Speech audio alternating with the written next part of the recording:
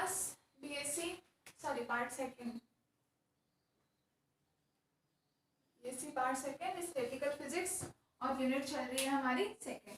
ठीक है, कल हम लोगों ने क्या पढ़ा था, अब सबने पढ़ लिया होगा। कुछ प्रॉब्लम हो उसमें तो आप लोग कमेंट सेक्शन में मैसेज कर देना। कल हमने क्या देखा था, प्रोबेबिलिटी डिस्ट्रीब्यूशन देखा था, प्रायिकता बंटन फलन देखा था हमने। ठीक है, उसके लिए हमने 3 प्रकार के वेग पढ़े थे। कौन से? एक तो वर्ग माध्य मूल वेग हमने पढ़ा था VRMS। ठीक है, एक हमने औसत चाल पढ़ी थी, मतलब V बार, जिसको हमने इस प्रकार से भी प्रदर्शित किया था। और एक हमने क्या देखा था, अधिकतम प्रसंभाव्य चाल। ठीक है, या V मोस्ट प्रोबेबल VMP, इस रूप में हमने बताए थे। ठीक है, इन तीनों के हमने मान पढ़े थे, इन तीनों का हमने ग्राफ पढ़ा था और हमने देखा था कि तीनों में सबसे अधिकतम मान किसका होगा, सबसे कम मान किसका होगा। ठीक है, और हमें ये भी पता चला था कि ये माध्य ऊर्जा है तो ये वाकई में मध्य में ही आई थी, इन दोनों के बीच में ही आई हुई थी। ठीक है, ग्राफ भी हमने बना करके देख लिया था। ग्राफ से हमें पता चला था कि ये VMP, इसकी प्रायिकता सबसे ज्यादा थी क्योंकि ऑब्वियसली ये अधिकतम प्रसंभाव्य है, तो इसकी प्रायिकता हमें सबसे ज्यादा मिली थी, इसकी प्रायिकता हमें सबसे कम मिली थी और इसकी प्रायिकता हमें बीच की मिली थी। ये सारी चीजें हमने पढ़ी थी। ठीक है, उसके बाद में हमने क्या देखा था, ऊर्जा बंटन फलन भी पढ़ा हमने। ठीक है ना, कि ऊर्जा का बंटन किस प्रकार से होगा उसके लिए, तो उसके लिए भी हमने क्या निकाला था, कणों की संख्या भी निकाली थी और उनकी प्रायिकता भी निकाली थी। ठीक है, दोनों चीजें हमने पढ़ी थी। NEDE हमने निकाला था, कणों की संख्या NEDE। ठीक है, और दूसरी चीज प्रायिकता देखी थी अपॉन में n करके, तो ये हमारे पास PEDE आया था। ठीक है, तो ये हमारे पास क्या था, ऊर्जा बंटन फलन, उसके लिए हमारे पास कणों की संख्या आई थी या फिर उनकी प्रायिकता आई थी, है ना। और वहां पे हमने इसका फॉर्मूला हमारे पास कुछ किस रूप में आया था, इसका फॉर्मूला हमारे पास कुछ ऐसा आया था ना कि बराबर में ही आया था 2 पाई n इंटू में क्या आया था 1/π/kt। हाँ, 1/π/kt की इसकी पावर 3/2 आई थी, e की पावर 1/2 आई थी, इंटू में de आया था, कुछ इस प्रकार से मान आया था। क्लियर है, साथ में हाँ ये एक्सपोनेंशियल भी था ना, e की पावर -e/kt और फिर इंटू में de। ये हमारे पास कुल मान आया था किसका, NEDE का। ठीक है, NEDE का हमारे पास ये मान आया था। तो यहाँ से हमने क्या देखा था कि यदि हम ऊर्जा E का मान 0 कर देते हैं तो हमारे पास, अगर हम ये प्रायिकता की बात करें तो हमारे पास ये प्रायिकता का मान भी कैसा हो जाएगा, 0 हो जाएगा। मतलब कि ऊर्जा की, इन कणों की ऊर्जा 0 होने की प्रायिकता भी 0 होती है। मतलब हमने क्या देखा था कि अर्थात हम कह सकते हैं कि गैस के अणु कभी भी बिना ऊर्जा के नहीं होंगे, मतलब बिल्कुल विराम अवस्था में नहीं होंगे। ठीक है ना, वो हमेशा कुछ ना कुछ गति करते रहेंगे, उनकी ऊर्जा बिल्कुल 0 हो जाए ऐसा कभी नहीं होगा, पहली बात। दूसरी, हमने क्या नोट पढ़ा था, यहाँ से हम कणों की संख्या की बात करें NEDE, तो हम देख सकते हैं कि इनका मान इनके द्रव्यमान पर निर्भर नहीं करता। क्लियर है, ये दो हमें यहाँ से रिजल्ट मिले थे। ठीक है, अब हम सबसे पहले, अब हम इस पे टॉपिक देखते हैं, हमें एक चीज क्या मिलेगी। पहला हम देखते हैं अधिकतम प्रसंभाव्य ऊर्जा। कल हमने अधिकतम प्रसंभाव्य चाल जैसे पढ़ा था, वैसे ही अब हम बात करते हैं कि अधिकतम प्रसंभाव्य ऊर्जा क्या होगी। देखेंगे, हेडिंग डालिए, या हमें जो ये ऊर्जा बंटन फलन मिला है इसके ही अनुप्रयोग मान सकते हैं। तो ये इसका फर्स्ट अनुप्रयोग है। जैसे कल हमने वेग वितरण फलन के 3 अनुप्रयोग देखे थे ना, तो वैसे ये ऊर्जा वितरण फलन का पहला अनुप्रयोग है, अधिकतम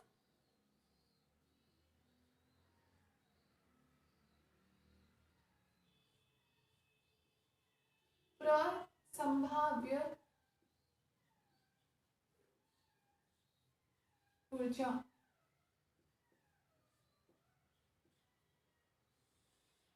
अधिकतम प्रसंभाव्य ऊर्जा। ठीक है, लिखिए सबसे पहले इसमें अधिकतम प्रसंभाव्य ऊर्जा क्या होती है। लिखेंगे, वह ऊर्जा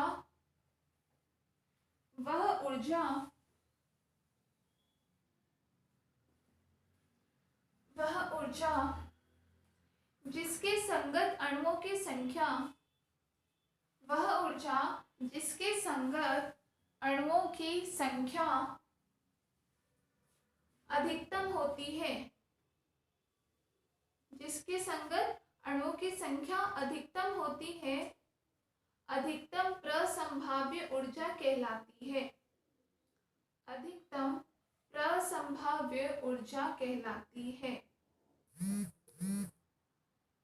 अधिकतम प्रसंभाव्य ऊर्जा कहलाती है। क्लियर है? तो हम इसके डेफिनेशन क्या लिख सकते हैं? डी, इसमें प्रायिकता की बात हम करें, पीई बटे में डीई बराबर कैसा हो जाएगा? 0। ये हमारे पास जो ऊर्जा आएगी, हमने क्या कहा? अधिकतम प्रसंभाव्य ऊर्जा की क्या डेफिनेशन दी कि वह ऊर्जा जिसके संगत अणुओं की संख्या अधिकतम हो। क्लियर है ना? मतलब अगर हम अलग अलग ऊर्जा की बात कर रहे हैं, मतलब इसका समझो डेफिनेशन का मतलब क्या है कि जैसे अगर कोई पात्र में हमारे पास कुल n अणुओं की संख्या है, ठीक है, हम ये बोले कि इसमें से हमने मान लिया कि कुछ अणुओं की ऊर्जा मान लो कितनी भी 5 इलेक्ट्रॉन वोल्ट है, कुछ की ऊर्जा 10 इलेक्ट्रॉन वोल्ट है, कुछ की ऊर्जा 15 इलेक्ट्रॉन वोल्ट है। इस प्रकार से अलग अलग ऊर्जा रेंज के कुछ न कुछ कणों की संख्या है, ठीक है। तो हम क्या करेंगे, जिस ऊर्जा के संगत कणों की संख्या सबसे अधिक होगी, मान लो हम ये बात करें कि ऐसे अणु जिनकी ऊर्जा 5 है, ऐसे अणुओं की संख्या आपके पास है 2, ठीक है। ऐसे अणु जिनकी ऊर्जा 15 इलेक्ट्रॉन वोल्ट है, ऐसे अणुओं की संख्या है आपके पास 10। क्लियर है? ऐसे अणु जिनकी संख्या 10 है, उसकी आपके पास संख्या है 50। तो ये आपके अधिकतम प्रसंभाव्य ऊर्जा कौन सी हो जाएगी? ये 10।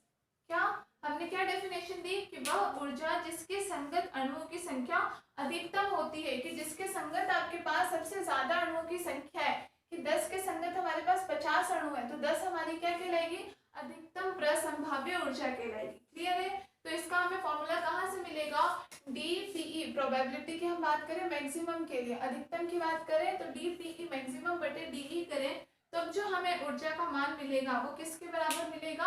अधिकतम प्रसंभाव्य ऊर्जा के बराबर। ठीक है, इसको आप डी रूप लो या फिर आप इसको डेल के रूप में भी लिख सकते हो, डेल बटे डेल। क्लियर है? ये आपके पास मान होता है। तो अब हम देखें प्रोबेबिलिटी का मान क्या होता है। देखो ये एन डी होता है, बटे एन कर दें अगर हम, तो हमें प्रायिकता मिल जाएगी। एन करने का मतलब ये एन हमारे पास हट जाएगा। ठीक है, तो हमें एक तरीके से ये मान हमारे पास किसका हो गया? प्रायिकता का, पीई का। समझ में आ गया? ये हमारे पास प्रोबेबिलिटी का मान हो गया। ठीक है ना? अब हमें क्या करना है, इसका डी बटे डी करते हैं हम, यहाँ से मान हट जाएगा। समझ में आ गया? पहले हमने एन ई का मान लिख रखा था और एन ई डी बटे में एन करते हैं तभी तो प्रायिकता आती है, तो बटे में एन करने का मतलब हमारा एन से एन कैंसिल हो गया था। क्लियर है? हमारे पास ये मान रह गया इसका। ठीक है, तो सबसे पहले हम क्या करते हैं, इसका डी बटे में डी कर लेते हैं। फॉर्मूले के अकॉर्डिंग डी बटे में डी करना है पीई का, तो यहाँ पे मान क्या आ जाएगा? 2 पाई 1/पाई के टी पावर 3/2 ई की पावर 1/2 ई की पावर माइनस ई बटे के टी बराबर 0। ठीक है, अब आपको क्या करना है, बस यहाँ पे अवकलन करना है। तो अब आप अवकलन करो, एक्सपर्ट हो ही आप लोग अवकलन करने में। देखो कांस्टेंट मान बाहर ले लो, 2 पाई बाहर आ जाएगा, साथ में ये मान कांस्टेंट है बाहर आ जाएगा, क्या? 1/पाई के टी पावर 3/2। ठीक है, ई के सापेक्ष हमें ई वाले मान अंदर रख लेंगे, डी बटे डी ई। किसका? एक तो ई की पावर 1/2 बच गया, दूसरा ई की पावर माइनस ई बटे के टी बच गया। ठीक है, बराबर हो गया 0। अब बस आप इसका अवकलन कर लो। ठीक है, अवकलन करके देखो क्या मान आता है हमारे पास। एक को कॉमन रख के दूसरे का कर लो, दूसरे को रख के फिर पहले का कर लो। इतना नोट कर लो पहले।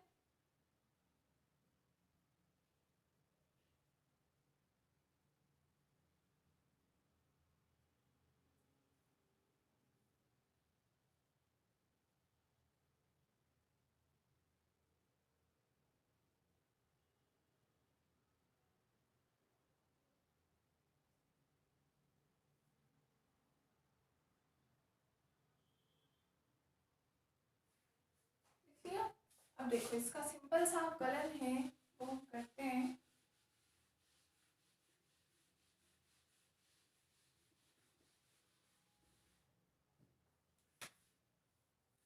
ये मान हमारे पास बाहर है 2 पाई 1/पाई के टी पावर 3/2। ठीक है, यहाँ देखेंगे जिनको नहीं आया, यहाँ देखिए इन दोनों का अवकलन। सबसे पहले हम e की पावर 1/2 एज इट इज लिख देते हैं और इसका अवकलन कर देंगे हम। ठीक है, तो e की पावर x का अवकलन e की पावर x, मतलब एक बार तो ये मान एज इट इज आ जाएगा -e/kt। क्लियर है। अब इस x का वापस करेंगे हम e के सापेक्ष, तो क्या मान रह जाएगा -1/kt। क्लियर है। इस मान का e की पावर x, मतलब आप बोलोगे मैम x का है, x में इसको कह दी हूँ, मतलब कि मेरे कहने का मतलब ये है कि d/dx अगर हम x का करते हैं तो मान e की पावर x आता है। वैसे यहाँ हम d/de कर रहे हैं, किसका, e की पावर -e/kt का, तो एज इट इज ये मान आ जाएगा। फिर इसका करोगे आप e के सापेक्ष तो -1/kt आ जाएगा। क्लियर है, एक का हो गया। प्लस e की पावर -e/kt अब एज इट इज लिख देते हैं और कर देंगे किसका, e की पावर 1/2 का, तो क्या मान आ जाएगा 1/2 e की पावर -1/2 बराबर 0। हो गया हमारे पास मान। अब इन दोनों में से कॉमन देखो, कॉमन क्या है, e की पावर -e/kt, इसको बाहर ले लेते हैं। जैसे हमने कल की थी ना कैलकुलेशन, बिल्कुल कैलकुलेशन तो भाई सब जगह सेम ही होती है, आपको तो बस सॉल्व करके मान निकालना है एनर्जी का। कल हमने अधिकतम प्रसंभाव्य चाल निकाला था, तो लास्ट में जो हमारे पास v का मान आया था उसको हमने क्या कहा था, v मोस्ट प्रोबेबल। वैसे यहाँ लास्ट में जो e का मान हमें निकालना है, और e का मान क्या कहलाएगा, e मोस्ट प्रोबेबल। देखते हैं, e की पावर -e/kt कांस्टेंट ले लेते हैं, सॉरी कांस्टेंट क्या, कॉमन ले लेते हैं। ठीक है, यहाँ क्या बच जाएगा हमारे पास -e की पावर 1/2/kt। क्लियर, e की पावर 1/2 और -1/kt, ये बच गया। प्लस ये तो हमारे पास बाहर आ चुका है, बच क्या गया, e की पावर -1/2 बराबर 0। ठीक है, अब यहाँ पूरा जो भी हमारा कांस्टेंट का मान है, इस पूरे मान को हम बराबर के उधर लेकर के जाते हैं, तो 0 के अकाउंट में जाकर के हमारे पास ये मान भी क्या हो जाएगा, 0 के बराबर हो जाएगा। ठीक है, तो इस पूरे मान को हम यहाँ से उठा करके 0 में डिवाइड कर दिया, 0 हो गया। हमारे पास क्या बच गया, एक तो माइनस e की पावर 1/2/kt प्लस e की पावर -1/2/2 = 0। इसको हम किस रूप में लिख सकते हैं, ये माइनस है, बराबर के उधर लेकर के जाते हैं, तो एक तो हमारे पास क्या बचेगा, देखो e की पावर -1/2 है, इसको आप नीचे लेकर के जाओ तो क्या बच जाएगा, e की पावर 1/2 बच जाएगा। इसको हम नीचे लेकर के जाए तो e की पावर 1/2, और ये माइनस है, उधर लेके जाए तो प्लस का हो जाएगा, e की पावर 1/2 और बटे में kt। क्लियर है, e की इन दोनों को हम आपस में मल्टीप्लाई कर देते हैं, तो हमारे पास e यहाँ जाएगा मल्टीप्लाई में, देखो हमारे पास मान क्या आ जाएगा, kt को आप इधर लेकर के आ जाओ, kt/2। ठीक है, kt इधर मल्टीप्लाई कर दिया, kt/2 और बराबर में e की पावर 1/2 इधर है, इस e की पावर 1/2 को भी इधर मल्टीप्लाई कर दिया, तो e की पावर 1/2, आधार समाने घाते जुड़ जाएंगे, आधा प्लस आधा कितना हो जाएगा 1। ठीक है, मतलब यहाँ से हमें मान क्या मिल जाएगा, e। अब ये जो e आया है, यही e क्या है, अधिकतम प्रसंभाव्य मान, मतलब EMP बराबर किसके है, kt/2 के। ये हो गया आपकी अधिकतम प्रसंभाव्य ऊर्जा, लिख लीजिए।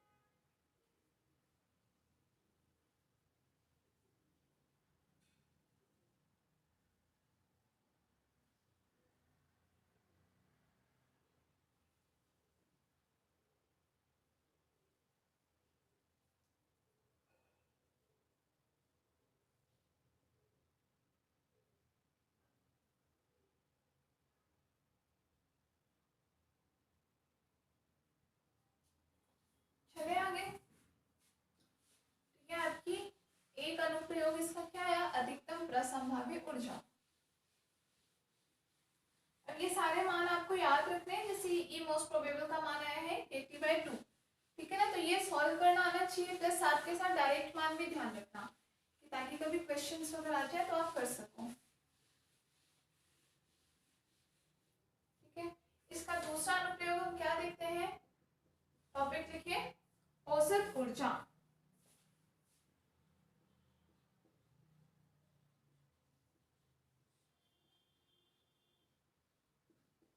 क्या, एवरेज एनर्जी, औसत ऊर्जा या एवरेज एनर्जी, ठीक है। तो सिंपल सी बात है, हमें क्या करना है, एवरेज एनर्जी का मान देना है कि क्या होती है। तो जैसे हमने औसत वेग निकाला तो उसी प्रकार से हम यहाँ पे क्या औसत ऊर्जा का मान भी निकाल सकते हैं। तो हम क्या लिखेंगे, औसत ऊर्जा मतलब ये ई, माध्य ऊर्जा को ही औसत ऊर्जा कहा जाता है, ठीक है ना, सेम ही मान होता है ये, ठीक है। बराबर में आपके पास इसका मान, जैसे हमने वेग के लिए क्या लिखा था, 1/n, 0 से इंफिनिटी, या वहां पे v लिखा था, यहाँ पे e हो जाएगा, और इंटू में NEDE, क्लियर है। अब NEDE बराबर क्या होता है, अब देखो इतनी बार लिखते लिखते ना मान अपने आप याद हो जाता है। NEDE, इसका मान बराबर में हमने क्या लिख रखा है, 2π 1/π/KT पावर 3/2 e की पावर 1/2 e की पावर माइनस e/KT इंटू में डी, ठीक है, क्लियर है मान। तो NEDE पूरे का मान लिखे, सॉरी, तो NEDE का मान ये आ जाएगा हमारे पास, यहाँ मान रख देते हैं। तो हमारे पास E बराबर एवरेज, E बराबर क्या बच जाएगा, 1/n, यहाँ पे n भी आएगा, 1/n, 0 से इंफिनिटी, ये मान रख दो, तो देखो 2πn 1/πKT पावर 3/2। अब देखो e की पावर 1/2 यहाँ आ रहा है, एक e ऑलरेडी यहाँ पे मल्टीप्लाई में आ रहा है, तो 1 + 1/2 मतलब e की पावर कितना हो गया, 3/2, ठीक है। और बाकी e की power minus e/KT as it is है, क्लियर है। डी, ये हमारे पास मान किसका हो गया, NEDE का, क्लियर है। अब हमें क्या करना है, बस इसका इंटीग्रेशन कर देते हैं, n से n तो ऑलरेडी कट ही गया है, और इसका आप नॉर्मल इंटीग्रेशन करके देख लो क्या आता है। तो कांस्टेंट मान पहले तो बाहर ले लो, 2π 1/πKT पावर 3/2, 0 से इंफिनिटी में किसका करना है हमें, e की पावर 3/2 इंटू e की पावर माइनस e/KT का इंटू में डी। अब करके देखो आपके पास इस इंटीग्रेशन का मान आपके पास क्या आता है,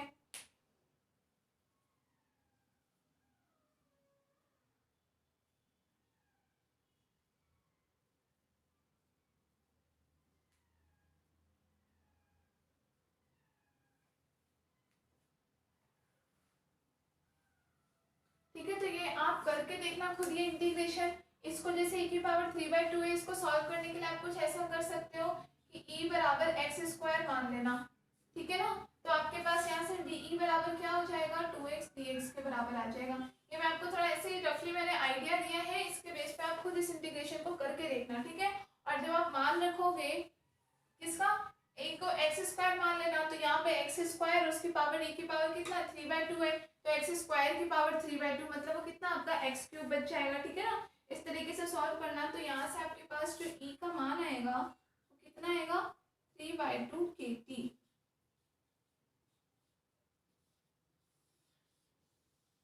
ये आएगा आपके पास औसत ऊर्जा का मान 3/2 KT। और ये मान तो बहुत मोस्ट इंपॉर्टेंट है, ध्यान रखना।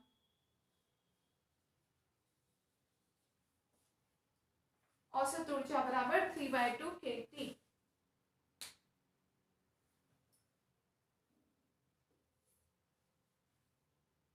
ठीक है। इसका मतलब हम क्या कह सकते हैं कि ऊर्जा डायरेक्टली किसके प्रोपोर्शनल आ रही है, T के, ताप पे डायरेक्टली डिपेंड करती है। तो ये लिखो और इसके नीचे लाइन लिखो,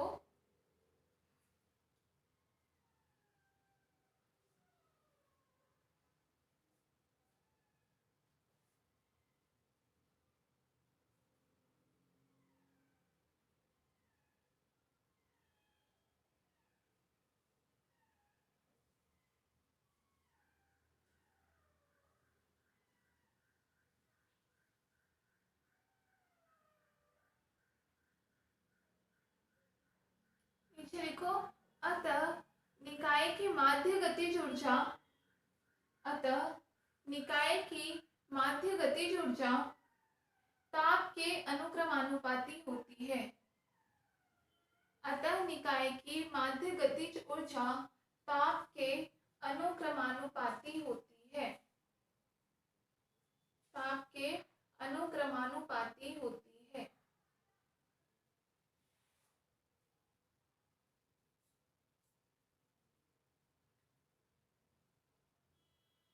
ताप के अनुक्रमानुपाती होती है।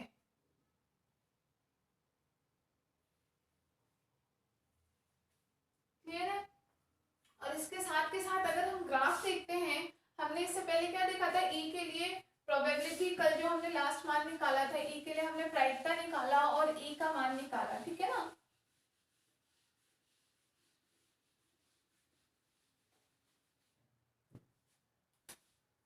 इससे पहले, ग्राफ से पहले एक और चीज आप लिख लो, थर्ड पॉइंट, इसका तीसरा अनुप्रयोग। थर्ड नंबर पे हम क्या लिखेंगे, वर्ग माध्य मूल ऊर्जा, वर्ग माध्य मूल ऊर्जा।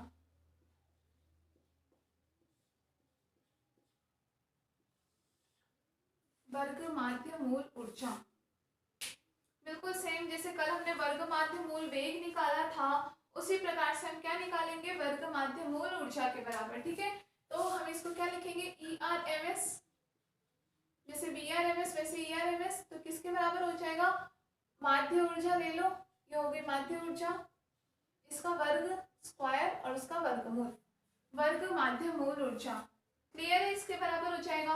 अब हमें भी यहाँ क्या, पहले तो ई स्क्वायर को सॉल्व करना होगा, ये ई स्क्वायर बराबर ये मान हमारे पास किसके बराबर आएगा। तो अभी जैसे हमने क्या निकाला, ई, सॉरी ये स्क्वायर इसके अंदर है, ठीक है, ई स्क्वायर का हम लिखते हैं माध्य, ठीक है। अभी जैसे हमने माध्य ऊर्जा का मान निकाला, उसी का हम क्या करें, एक प्रकार से स्क्वायर कर दे, मतलब 1/n 0 से इंफिनिटी ई स्क्वायर इंटू में एन ई डी ई, ठीक है। अभी इससे पहले हमने माध्य ऊर्जा निकाला था, तो हमने क्या मान रखा था, वहां केवल ई। अब यहाँ पे हम वर्ग माध्य मूल निकाल के वर्ग कर रहे हैं, तो इसका मतलब ई स्क्वायर का हो जाएगा। क्लियर है? तो अब यहाँ पे आप क्या करो, बस एन ई डी ई इसका मान रख करके और इसको सॉल्व करके देखो। अब इससे पहले इतनी बार आपको करवा दिया है, आपको क्या करना है, बस एन ई डी का मान पता है, यहाँ रखो, पिछले वाले में ई मल्टीप्लाई हुआ था, यहाँ पे ई स्क्वायर मल्टीप्लाई हो जाएगा, और उसके बाद में आप इसको सॉल्व करके देखो तो आपके पास मान क्या आ जाएगा, 15/4 इंटू में के टी का होल स्क्वायर, ये मान आपके पास किसके बराबर आएगा, ई स्क्वायर का मान आएगा, 15/4 इंटू के टी का होल स्क्वायर। क्लियर है? ये स्क्वायर का मान आया है, तो यहाँ से ई आर एम एस बराबर क्या हो जाएगा, ई आर एम एस इसका अंडर रूट के बराबर, मतलब अंडर रूट किसका हो जाएगा, 15/4 के टी स्क्वायर के बराबर। क्लियर है? ई स्क्वायर के अंडर रूट के बराबर है ई आर एम एस, तो 15 का रूट अंडर रूट 15 ही हो जाएगा, 4 का मतलब 2, और के टी का होल स्क्वायर है, तो अंडर रूट से बाहर आके सिर्फ क्या बच जाएगा, के टी। तो ये हमारे पास क्या आते हैं, वर्ग माध्य मूल ऊर्जा। लिख लीजिए, वर्ग माध्य मूल ऊर्जा।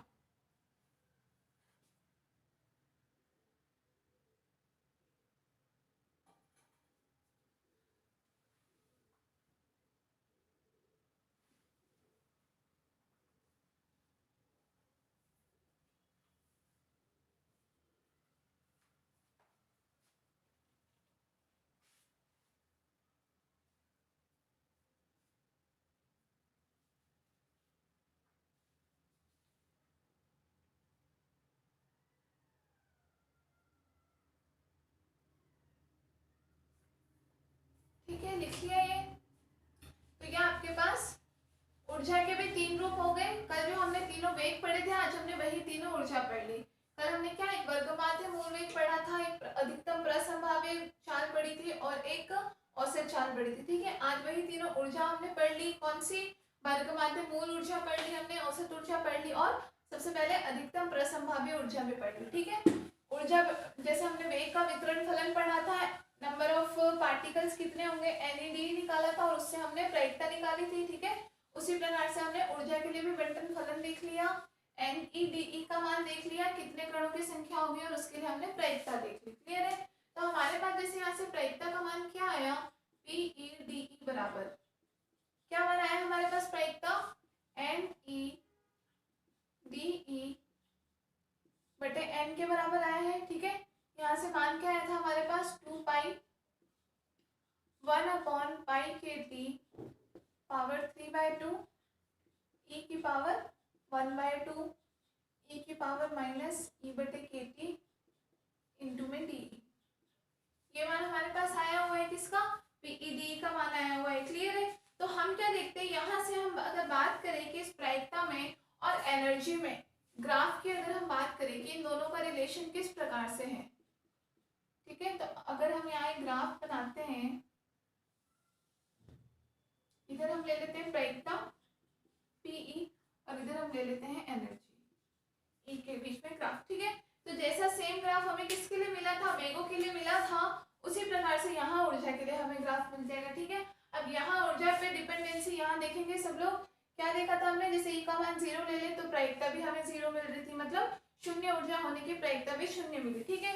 इसी प्रकार अगर हम E का जो भी मान लेंगे तो देखो सबसे पहले क्या होगा, यहाँ पे E दो तरीकों से डिपेंड हो रहा है, ठीक है ना। PE किसके प्रोपोर्शनल में आ रहा है, एक तो E की पावर 1/2 और E की पावर माइनस E बटे KT, मतलब E के कम मान तक के लिए, एक संख्या से कम मान के लिए तो हमारे पास क्या होगा, E की पावर 1/2 के रेस्पेक्ट में क्या होगा, मान बढ़ता जाएगा, ठीक है। और एक निश्चित सीमा के बाद में E के अधिक बड़े मान जब आने लग जाएंगे हमारे पास तो क्या होगा, इस पर डिपेंड करेगा, तो चरघातांक के रूप से मान हमारे पास क्या कम होने लग जाएगा।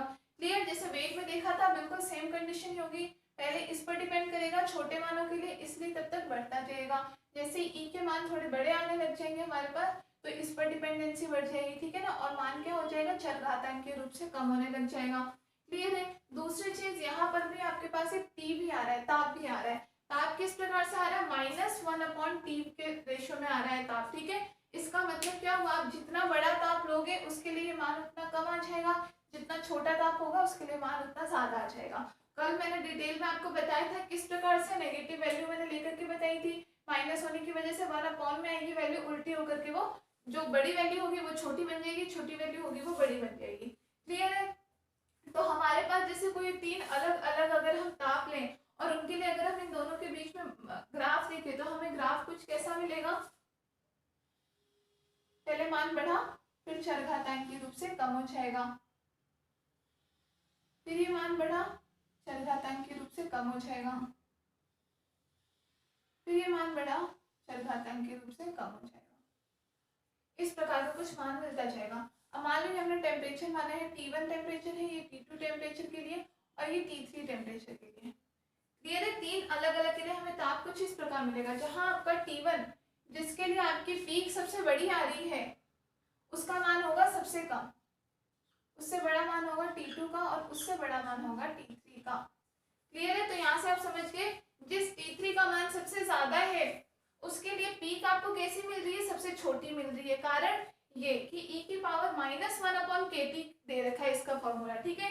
तो T का मान जहाँ सबसे ज्यादा होगा माइनस होने के कारण उल्टा होकर के वो मान क्या होगा, सबसे कम हो जाएगा। तो हमें ग्राफ मिल जाएगा कुछ इस प्रकार से। बना दीजिए ग्राफ। और ये ग्राफ्स आपके एग्जाम में पूछे जाते हैं, इसलिए इन सबको अलग अलग ध्यान में रखना, ठीक है।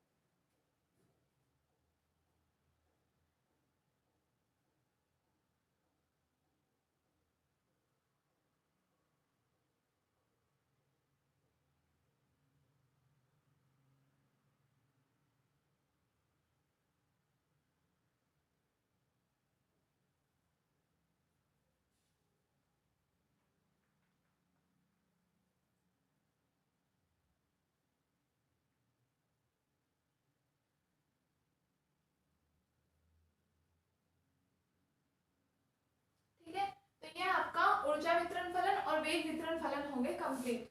समझ में आ गया? इनमें ये तीनों मान आपसे कभी कोई सा भी मान पूछा जा सकता है, कोई ग्राफ पूछा जा सकता है, इन पे बेस से कोई न्यूमेरिकल आ सकते हैं, तो इसलिए इन सब के मान आपको डायरेक्टली याद होने चाहिए। ठीक है, चलिए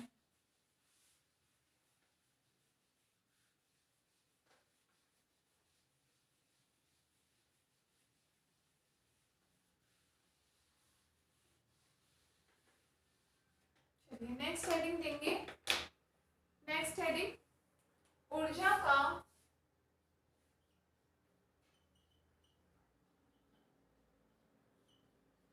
समविभाजन का सिद्धांत। ऊर्जा का समविभाजन का सिद्धांत।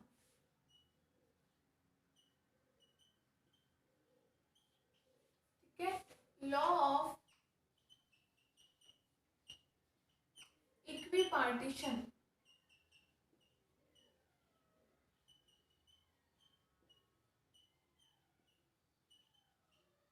Of energy.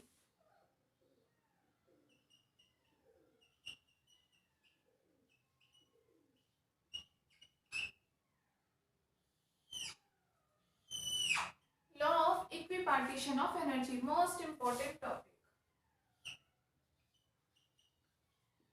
Most important topic. ठीक है, बड़ा ही शॉर्ट सा स्वीट सा टॉपिक है, लेकिन बहुत इंपॉर्टेंट भी है। एग्जाम में आप लोगों के सीधे सीधे पूछा जाता है। क्लियर है? ऊर्जा का समविभाजन का सिद्धांत। ठीक है, तो सबसे पहले आपको जैसे नाम से क्लियर होगा कि ऊर्जा का विभाजन कैसा होना चाहिए, सम होना चाहिए। ये बात किसने कही? मैक्सवेल ने कही थी। ये बात क्लियर है? ये बात किसने कही थी? हमें मैक्सवेल ने बताई थी ये बात। तो सबसे पहले तो ऊर्जा का समविभाजन का सिद्धांत किसके द्वारा दिया गया? ये ध्यान रखना है आपको, मैक्सवेल के द्वारा। मोस्ट ऑफ चीजें जो अभी तक हमने पढ़ी है इसमें स्टैटिकल में, वो मैक्सवेल ने ही दी। वेगों का बंटन का नियम, वेगों का वितरण का नियम, चाहे ऊर्जा का वितरण का नियम, सब मैक्सवेल ने दिया। इसी प्रकार ये ऊर्जा का समविभाजन का सिद्धांत भी मैक्सवेल ने दिया हुआ है। ठीक है, अब सबसे पहले चीज तो एक जो यहाँ पे हमारे काम आएगी, जिसको हम बोलते हैं डिग्री ऑफ फ्रीडम, स्वतंत्रता की कोटि। जो अभी आपके एक नया टर्म आएगा, या आप लोग हो सकता है पहले से जानते ही होंगे 100%, फिर भी मैं बता दूं, स्वतंत्रता की कोटि, या हम इसको इंग्लिश में बोलते हैं डिग्री ऑफ फ्रीडम। तो इसको स्वतंत्रता की कोटि से ज्यादा बेटर होता है, डिग्री ऑफ फ्रीडम के रूप में ध्यान रखो तो इजीली याद रहता है ये डिग्री ऑफ फ्रीडम। ठीक है, या इसको हम शॉर्ट में क्या लिख सकते हैं? DOF, degree of freedom. इसीलिए तो हो सकता है मैं कहीं DOF के रूप में लिख दूं, तो आप लोग ध्यान रखना है डिग्री ऑफ फ्रीडम है, इसलिए मैंने आपको इंग्लिश में भी बता दिया। ठीक है, स्वतंत्रता की कोटि हम किसे कहते हैं? कोई भी कण होता है, वो जितनी दिशाओं में गति करने के लिए फ्री होता है, जितने भी डायरेक्शन में उसका मोशन कैसा हो? इंडिपेंडेंट हो। मतलब कोई कण स्वतंत्र रूप से जितनी भी दिशाओं में, संभव दिशाओं में गति कर सकता हो, उतने दिशाएं उसकी क्या कहलाती है? उसकी स्वतंत्रता की कोटि कहलाती है। क्लियर है? मतलब कि अगर हम बात करें कि जैसे अगर ये XYZ अक्ष है,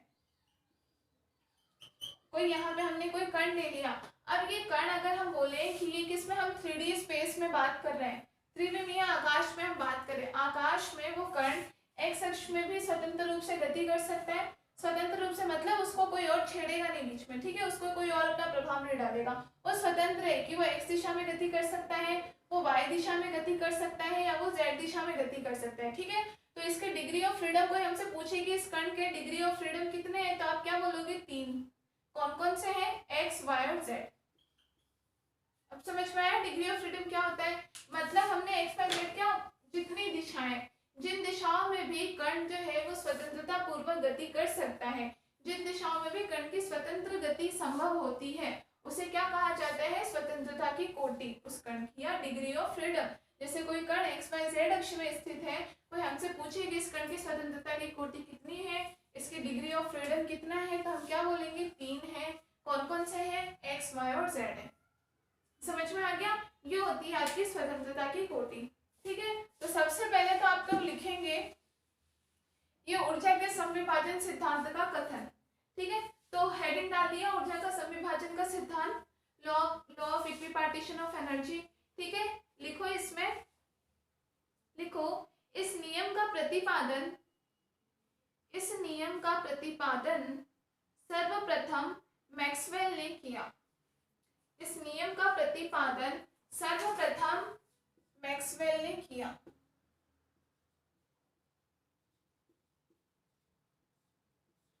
मैक्सवेल ने किया। ठीक है, अब पहले आप लोग लिखो इसका कथन। सब हेडिंग दो, कथन या स्टेटमेंट। मतलब ये लॉ कहता क्या है, ये नियम कहता क्या है, इस नियम का कथन सबसे पहले हम लिखते हैं। ठीक है, तो कथन लिखिए इसमें। यह नियम बताता है, यह नियम बताता है कि एक निकाय जो चिरसम्मत सांख्यिकी का पालन करता है, जो चिरसम्मत सांख्यिकी, क्या कह रही हूं मैं, चिरसम्मत सांख्यिकी, ये स्टैटिक जो हम पढ़ रहे हैं ना, चिरसम्मत सांख्यिकी को हम क्या कहते हैं, मतलब ये हमारी क्लासिकल स्टैटिस्टिक्स, क्लासिकल स्टैटिस्टिक्स। चिरसम्मत हम किसको कहते हैं, जो प्राचीन रूप जो हमें दिया हुआ है सांख्यिकी का, जो बिल्कुल शुरुआती दौर था, जो सबसे प्राचीन में जो सांख्यिकी थी उसको क्या कहा जाता है, चिरसम्मत सांख्यिकी। जैसे हमारे मान लो पुराने टाइम की मूवीज होती, पुराने टाइम के सॉन्ग्स होते, उनको बोलते हैं ना क्लासिकल सॉन्ग्स है, क्लासिकल मूवीज है, वैसे ये क्लासिकल स्टैटिस्टिक्स है, जो पुरानी सांख्यिकी जो थी। अब तो कई नए नए नियम वगैरह आए हैं उसमें, ये स्टार्टिंग के अकॉर्डिंग हम बात करें। ठीक है, हाँ, तो लिखेंगे यह नियम बताता है कि एक निकाय कौमा जो चिरसम्मत सांख्यिकी का पालन करता है, चिरसम्मत सांख्यिकी का पालन करता है तथा तापीय साम्यावस्था में है, तथा तापीय साम्यावस्था में है। किसके साथ, ब्रैकेट में लिखेंगे अपने परिवेश के साथ, अपने परिवेश के साथ। मतलब ये कोई निकाय है और ये इसका चारों तरफ इसका क्या परिवेश है, तो अपने परिवेश के साथ थर्मल इक्विलिब्रियम में है, तापीय साम्यावस्था में। ठीक है, तो ब्रैकेट में लिखेंगे अपने परिवेश के साथ, ब्रैकेट बंद, परम ताप T पर, किस टेम्परेचर पर, परम ताप T पर, कैपिटल T। ठीक है ना, परम ताप कैपिटल T पर, कॉमा तब प्रत्येक स्वतंत्रता की कोटि से, तब प्रत्येक स्वतंत्रता की कोटि से संबद्ध माध्य ऊर्जा का मान, प्रत्येक स्वतंत्रता की कोटि से संबद्ध माध्य ऊर्जा का मान,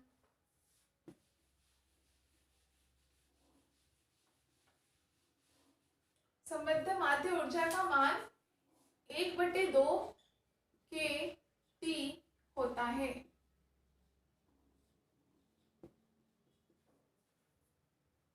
ठीक है, तब प्रत्येक स्वतंत्रता की कोटि से संबद्ध माध्य ऊर्जा का मान 1/2 के T होता है।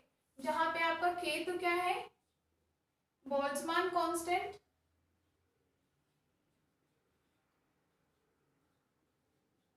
बोल्ट्जमान कांस्टेंट, बोल्ट्जमान का नेता, बोल्ट्जमान तो नाम है, हिंदी इंग्लिश कुछ नहीं। ठीक है, और T क्या है आपका, टेम्परेचर।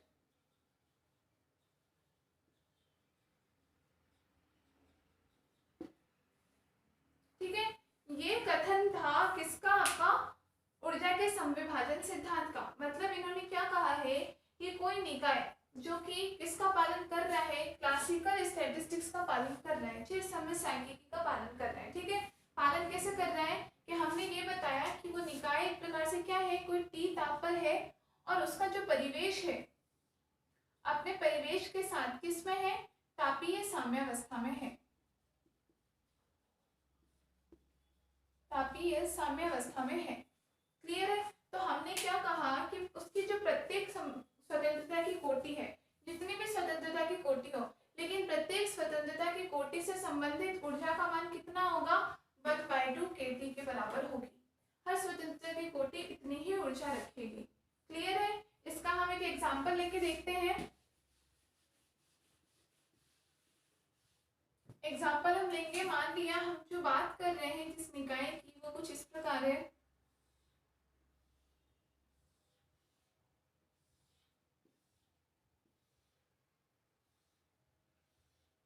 ये निकाय, ठीक है, जहाँ पे ये हमारे कणों की संख्या है, ये हमारे कण उपस्थित है यहाँ पे। क्लियर है? हम क्या कह रहे हैं, इस पात्र की स्वतंत्र कोटि मान ली हमने, ये 3 है,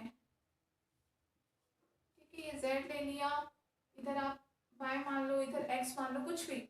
हमने यहाँ पे क्या बताया, स्वतंत्र कोटि इसकी 3 बताई, ठीक है। तो हम लिखते हैं यहाँ डिग्री ऑफ फ्रीडम, ध्यान रखना शॉर्ट में लिख रही हूँ मैं, डिग्री ऑफ फ्रीडम स्वतंत्र कोटि कितनी है, 3। कौन कौन सी है, x, y और z। क्लियर है? तो यहाँ प्रत्येक स्वतंत्रता की कोटि से संबंधित ऊर्जा कितनी हो जाएगी, हर स्वतंत्र कोटि बराबर ऊर्जा रखेगी, मतलब 1/2 kT plus 1/2 kT plus 1/2 kT, मतलब कुल ऊर्जा का मान एक तरह से आपके पास कितना आ जाएगा, 3/2 kT। ये कथन था किसका, ऊर्जा का समविभाजन का सिद्धांत। ये कहने का मतलब ये होता है, समझ में आया? या आप बना लेना, एक एग्जांपल देकर के लिख लेना, उदाहरण नहीं है, ठीक है, कि जितने स्वतंत्र कोटि है हर किसी के पास एनर्जी सेम होगी। 2 होते हैं यहाँ पे तो दोनों के पास 1/2 kT 1/2 kT होता है, 3 है तो तीसरे के पास भी। अगर यहाँ कोई चौथी स्वतंत्र कोटि हम ले लें तो उसके पास में ऊर्जा प्लस 1/2 kT होगी। इसीलिए इसे क्या कहा, ऊर्जा का समविभाजन।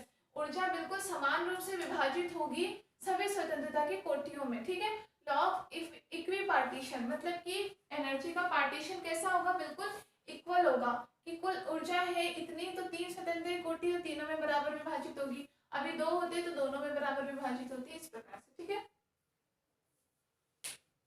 लिख लिया इतना।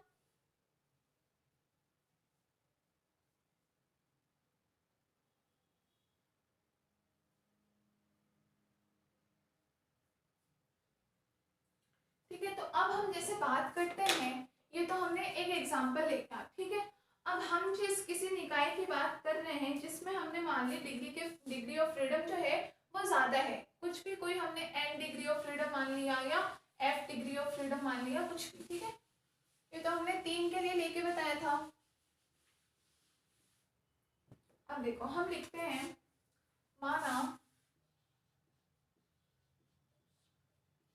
किसी निकाय के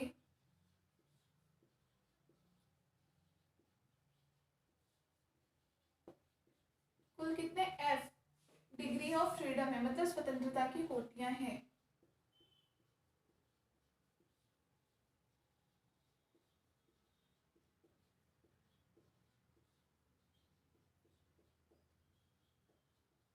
कुल f स्वतंत्रता की कोटि हमने मान ली, ठीक है। तो अब यहाँ हम क्या मानते हैं, इसके एक तो हम स्थिति के निर्देशांक मानते हैं कि प्रत्येक कण की स्थिति कहाँ होगी, स्थिति निर्देशांक। ये तो हमने क्या मान लिया, स्थिति निर्देशांक। कुल f कण ले लिए तो हमने जैसे स्थिति निर्देशांक इसके q1 q2 q3 dot dot dot qf ले लिया, ठीक है। हर f कण के fवें कण का स्थिति का निर्देशांक हमने मान लिया, ठीक है।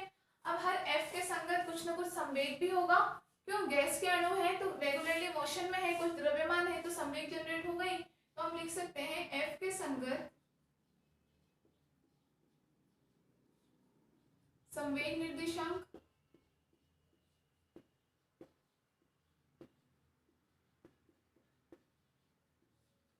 क्या लिख सकते हैं, संवेग मतलब p, तो p1 p2 p3 dot dot dot pn। यह हमारे पास क्या, किसी कण के संवेग के निर्देशांक हो गए, ठीक है। तो कुल ऊर्जा को हम किसका फलन बताएंगे, ऊर्जा E बराबर क्या हो जाएगा, E आपका स्थिति और संवेग दोनों का फलन हो जाएगा, ठीक है। मतलब E को आप ये लिख सकते हो Q1 Q2 dot dot dot QF into में P1 P2 और डॉट डॉट डॉट PF। मतलब इंटू क्या मतलब इन दोनों का फलन होगा, स्थिति का भी और संवेग का भी, दोनों का फलन होगा, ठीक है। अब हम क्या करते हैं, कोई आयव्य कण की हम बात करते हैं तो हम ये लिखें, माना कोई कण, कोई आयवा कण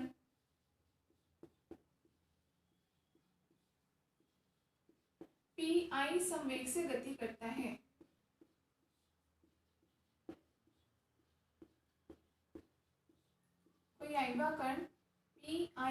संवेग से गति करता है। ठीक है, आयव्य कण का संवेग हमने मान लिया pi। तो उसकी ऊर्जा की अगर हम बात करें तो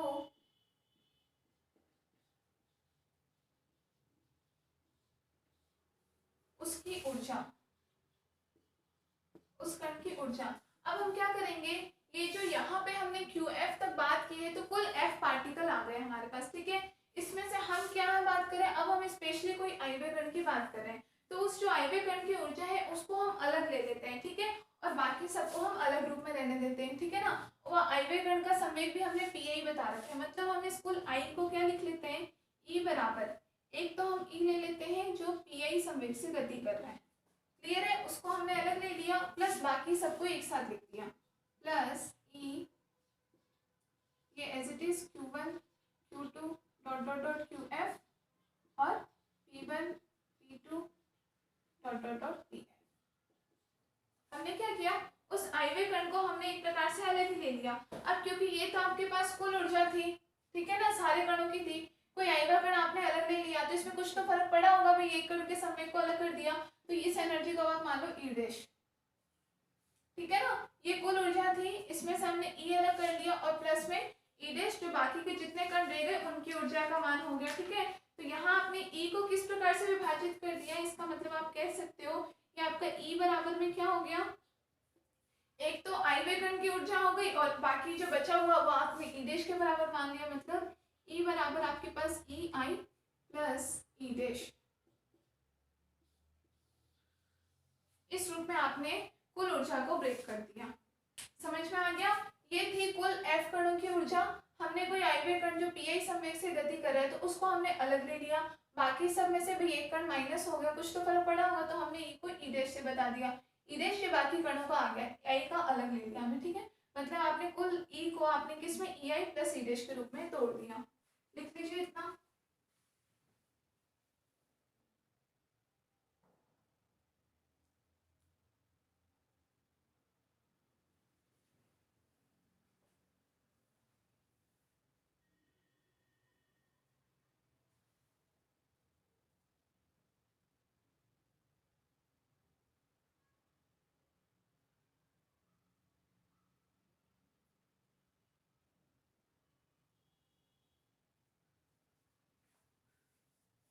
लिख लिया। अब हम बात करते हैं, ये जो हमने आयव्य कण कोई भी लिया है तो हम इसकी एनर्जी कितनी हो जाएगी उसकी बात करते हैं। तो सबसे पहले हम देखते हैं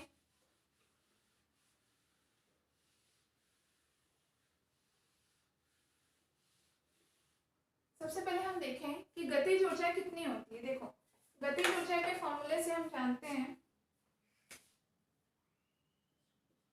ये तो आप बॉक्स में बंद कर लेना, अलग मान हो गया। अब हम आगे बात करें गतिज ऊर्जा।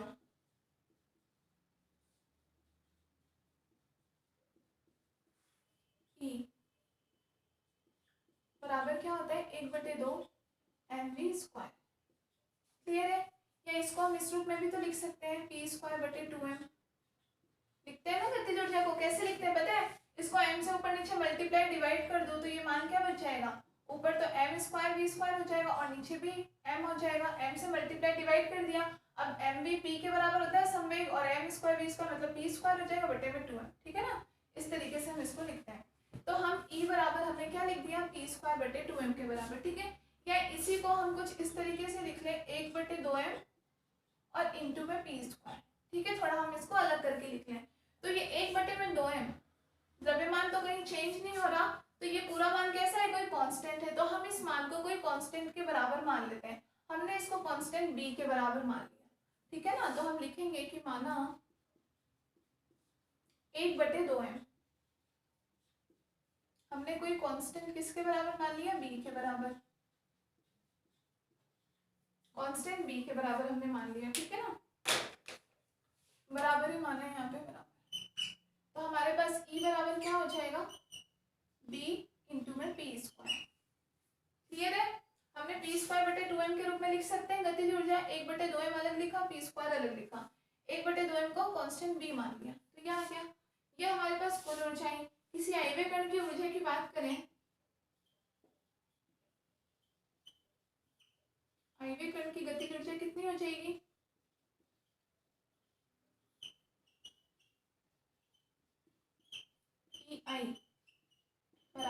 बी आई और ई आई स्क्वायर, ठीक है। ई आई बराबर B I P I square, और बी तो कांस्टेंट है, सॉरी कांस्टेंट पे आई नहीं आएगा, B into P I square. I वे कण की ऊर्जा, आई वे कण के लिए संवेगी तो पी आई आएगा, बी तो कांस्टेंट मान नहीं है, क्लियर है, इसके बराबर आ जाएगा। अब देखो, अब आगे जैसे अभी हमने क्या पढ़ा, अभी हमने इससे पहले ऊर्जा की प्रायिकता पढ़ी, पीई का मान हमने देखा था ना, ठीक है। तो प्रायिकता से हमने क्या देखा था, देखो प्रायिकता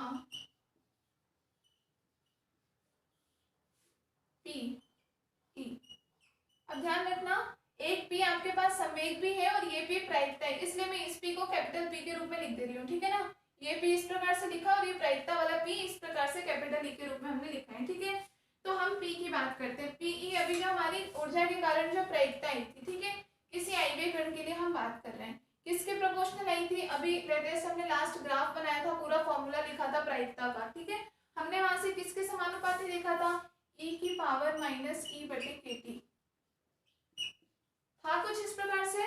अभी हमने देखा था पूरा बड़ा फॉर्मूला था, ई की पावर 1/2 और ई की पावर माइनस ई बटे के टी, इन दोनों पर ही डिपेंड कर रहा था फॉर्मूला, ठीक है, इसके बराबर है। तो यहाँ हम समानुपाती है तो इसको हम बराबर करके कोई कांस्टेंट मान लेते हैं, कांस्टेंट हमने मान लिया ए, और ई की पावर माइनस ई बटे के टी, ये मान हमारे पास आ गया प्रायिकता का। क्लियर है, यहाँ तक कोई दिक्कत तो नहीं है, उतार लो इतना।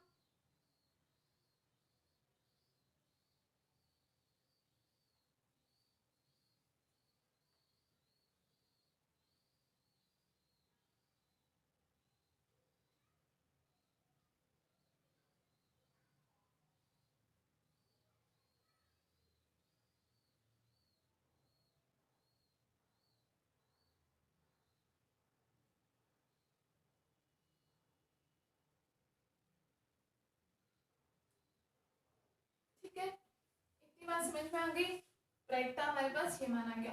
अब हम देखते हैं, हम माध्य ऊर्जा की बात करें, माध्य ऊर्जा किस प्रकार से लेते हैं, लेने आता होगा। माध्य मतलब क्या होता है, किसी चीजों का हम माध्य लेते हैं 10 नंबर का, तो उन 10 नंबर का योग और बटे में कुल नंबर कितने हैं उससे ही तो हम माध्य निकालते हैं, ठीक है ना।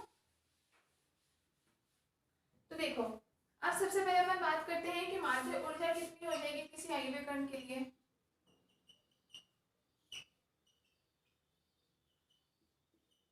आई वे कण के लिए तो हमने ले लिया ये ई आई, ठीक है, ई आई के बराबर। तो माध्य ऊर्जा की लिमिट हम वैसे कहाँ से लेंगे, अब यहाँ पूरे हम नेगेटिव से पॉजिटिव तक, माइनस इंफिनिटी से प्लस इंफिनिटी के लिए सारे के सारे कणों की हम बात करेंगे पूरे निकाय में, हमें पता नहीं है कौन सा कण नेगेटिव तरफ है कौन सा कण पॉजिटिव तरफ है, क्लियर है ना। तो माइनस इंफिनिटी से प्लस इंफिनिटी के लिए हमने मान लिया, तो हमारे पास कुल मान किसके बराबर आ जाएगा, देखो ई आई और ई की पावर माइनस ई बटे के टी, प्रायिकता का मान हमारे पास आया ही था, ठीक है, ई आई और माइनस ई की पावर माइनस ई बटे के टी इंटू में सारे मान जो आपके पास पोजीशन और मोमेंटम के जो भी मान आए थे, स्थिति और संवेग, जैसे dq1 dq2 dot dot dot dqf, ठीक है, साथ में dp1 dp2 dot dot dot dpf, clear है, सारे के सारे मानों के लिए आ जाएगा, ठीक है, बटा डिवाइडेड बाय क्या आ जाएगा, माइनस इंफिनिटी से प्लस इंफिनिटी ई की पावर माइनस ई बटे के टी और पूरा मान एज इट इज इंटू में dq1 dq2 dot dot dot पूरा dqf तक इंटू में dp1 dp2 dot dot dot dpf तक। माध्य इस प्रकार से ही लेते हैं ना हम, क्वांटम अगर में भी आपने पढ़ा होगा, ठीक है ना, ई आई ऊपर हमारे पास पूरा मान आ जाता है इंटू ये और बटे में ओनली ये मान, क्लियर है। अब हमने जैसे पढ़ा हमारे पास ई बराबर, इससे पहले अभी हमने जो नीचे इक्वेशन देखी थी हमने क्या लिखा था, चूंकि ई बराबर हमने किस में बांट दिया था उसको, ई आई प्लस ई डैश, ई आई प्लस ई डैश के रूप में ही हमने बांट दिया था, ठीक है ना। तो हम यहाँ पर जो ई के मान हमारे आ रहा है हम इसको किस रूप में, ई आई प्लस ई डैश के रूप में ही हम लिख देते हैं इन मानों को, क्लियर है। तो यहाँ पे हम मान लिख देंगे तो क्या बच जाएगा हमारे पास, ई आई बराबर माइनस इंफिनिटी से plus infinity E I as it is E की power minus I plus E dash बटे में के टी, ठीक है। और इनटू में ये मान तो एज इट इज आ जाएगा,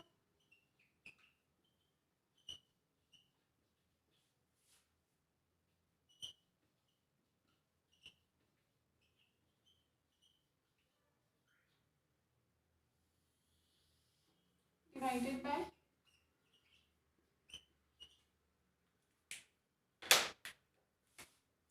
ई की पावर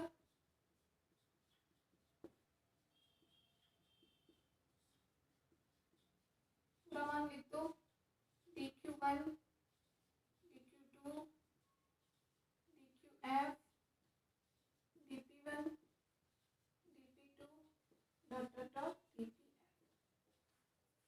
ठीक है। हमने क्या किया, ई को ई प्लस ई डैश के रूप में नॉर्मली हमने बांट दिया, ठीक है। अब हम यहाँ से भी वही करते हैं कि आईवे कण के लिए जो कुल ऊर्जा है उसको हम थोड़ा अलग कर लेते हैं और बाकी जो अन्य कण जिनको हमने डैश के बराबर मान लिया था उन सबको हम अलग कर लेते हैं। क्लियर है? मतलब हम यहाँ से क्या करते हैं, इन दोनों को भी अलग अलग करके देख लेते हैं कि हमारे पास कुल मान किसके बराबर आ जाता है, ठीक है। तो हम इसको किस रूप में लिख सकते हैं, बराबर। देखो दोनों को अलग अलग कर लें, या फिर आप पहले ये लिख लो ताकि मैं ऊपर से मिटा के फिर ऊपर लिख दूँ।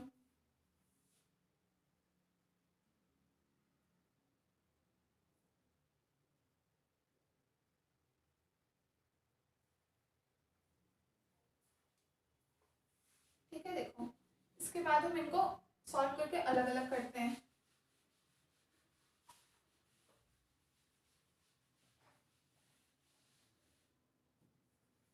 तो मान क्या आ जाएगा, ये बराबर, सबसे पहले इसे देखो माइनस इंफिनिटी से प्लस इंफिनिटी में ई की पावर को तोड़ दो, ई आई आपके पास एज इट इज आई जाएगा। क्लियर है? तो देखो ई आई इंटू में ई की पावर माइनस ई आई बटे के टी, ठीक है। आई वाले को अलग कर लिया, बाकी जो बच गया उन सबको आप अलग लिख दो। माइनस इंफिनिटी से प्लस इंफिनिटी में क्या बच जाएगा, ई की पावर माइनस ई डैश बटे में के टी, ठीक है। ई आई तो एक ही था, एक बार ले लिया आई वे कण के लिए, इसके आई वाला कण का मान हमने अलग, और इनटू में यहाँ पे हाँ डी क्यू डी पी आई भी लेना अलग, ठीक है। इस आई वे कण के लिए जो डी पी आई का मान भी वो भी अलग, बाकी सब जो बच जाएगा वो यहाँ एज इट इज लिख दो, D Q one D Q two dot dot dot D Q F D P one D P two dot dot dot D P F, ठीक है। अपॉन में भी इस तरीके से ही कर लो आप।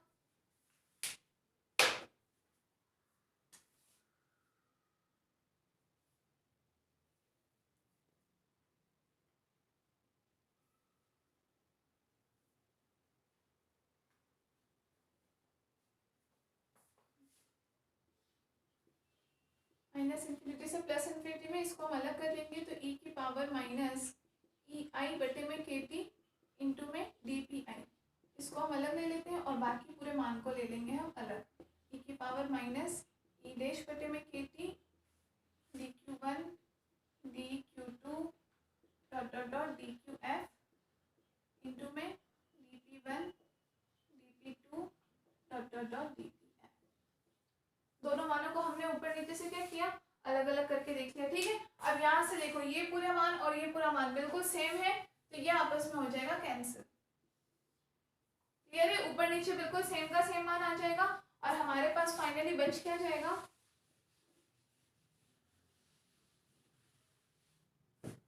हमारे पास बच जाएगा माइनस इंफिनिटी से प्लस इंफिनिटी में, ऊपर तो ई आई भी आ जाएगा एडिशनल, बाकी चीजें सेम रहेगी, ई आई अपॉन के टी इंटू में डी पी आई,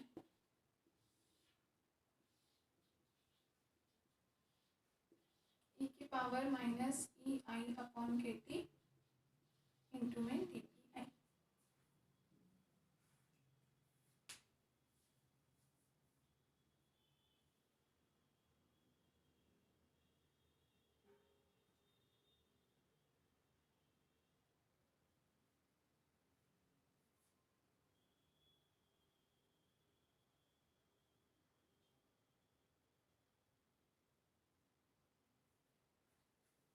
लिख लिया इतना।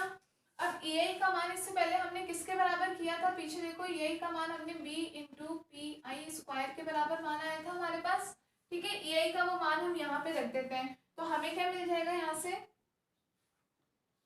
देखो माइनस इन्फिनिटी से प्लस इन्फिनिटी में ई आई की जगह हमने रख दिया बी पी आई का स्क्वायर, सॉरी हाँ बी पी आई का स्क्वायर। ठीक है, यहाँ पे मान रख दिया, बाकी ई की पावर माइनस, यहाँ भी यही आ रहा है, यहाँ पे भी हम यही मान रख देंगे B P I square upon K T, into में D P I as it is आ जाएगा। ठीक है, बटे में अपॉन में भी ये मान रख देंगे हम, तो माइनस इन्फिनिटी से प्लस इन्फिनिटी में ई की पावर में रख दो, तो ई की power minus B P I square upon K T into में D P I as it is. लिख लो अपना,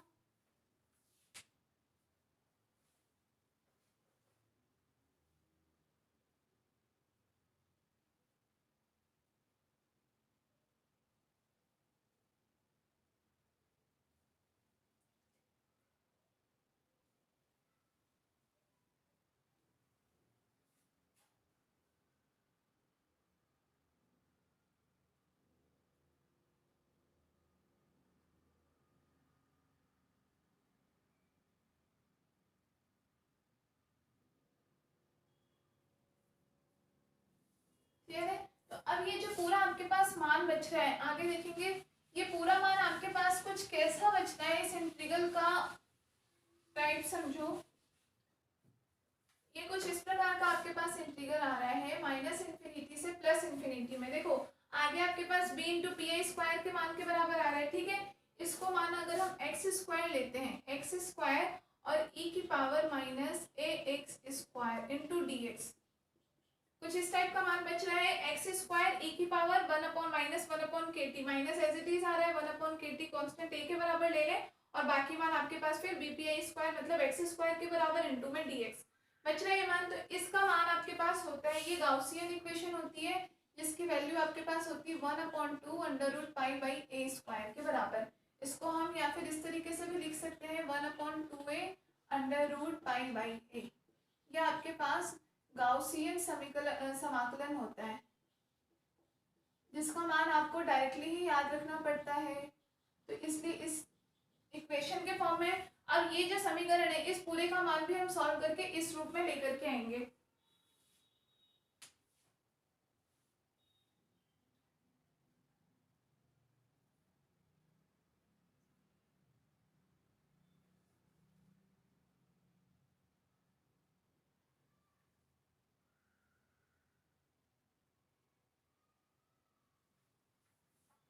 कर लिया, ये मान आपके पास कुछ इस टाइप का आ रहा है। दूसरा ये मान है, यहाँ आप देखोगे तो आगे एक्स स्क्वायर नहीं है, ये इसमें एक्स्ट्रा आ रहा है, इसमें ये मान नहीं है। ये वाला समाकलन आपके पास किस प्रकार का है, माइनस इन्फिनिटी से प्लस इन्फिनिटी में ई की power minus A X square into D X, only इस फॉर्म का ही है, इसमें आगे एक्स स्क्वायर का मान आपके पास नहीं आ रहा। ठीक है, इसका मान होता है under root pi by A के बराबर। ठीक है, ये दोनों मान डायरेक्टली हम यहाँ से उठा करके रखेंगे, तो इन दोनों का मान, इसको आपको इक्वेशन नंबर दे दो, समीकरण एक नाम दे दो, समीकरण एक में प्रयोग करने पर, समीकरण एक में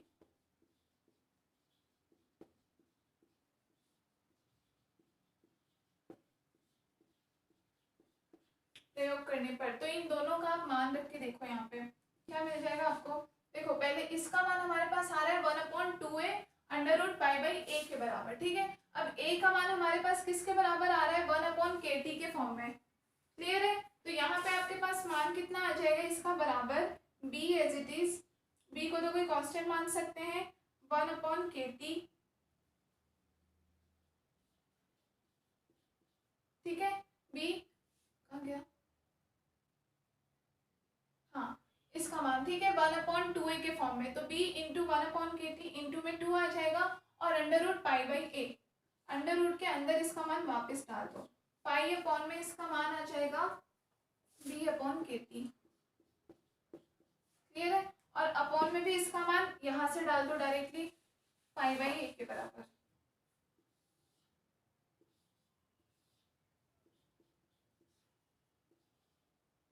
बी अपॉन के टी, इस तरीके से इसको लिख लो, pi by B upon K T.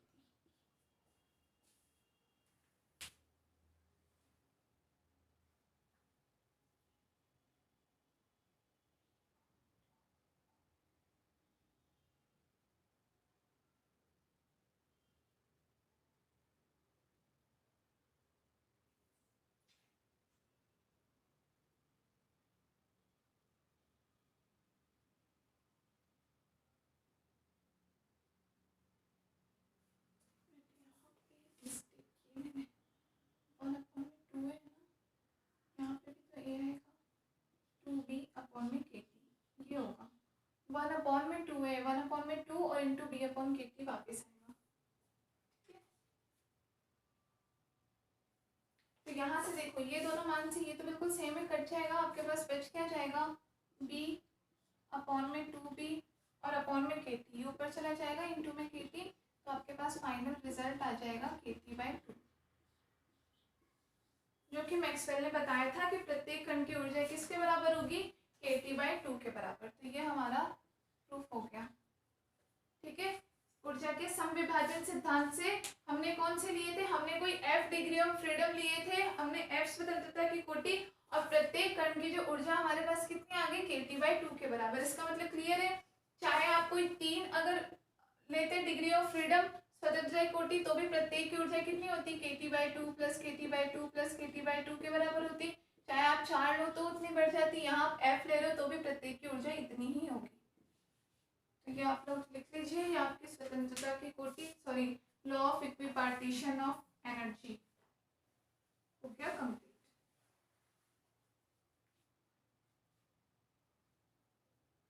ठीक है, इससे आगे हम डिस्कस करेंगे नेक्स्ट क्लास में। अभी के लिए इतना ही। इस डेरिवेशन को आप लोग सॉल्व करके देख लेना, और कुछ भी प्रॉब्लम हो तो आप लोग कमेंट सेक्शन में मैसेज कर देना।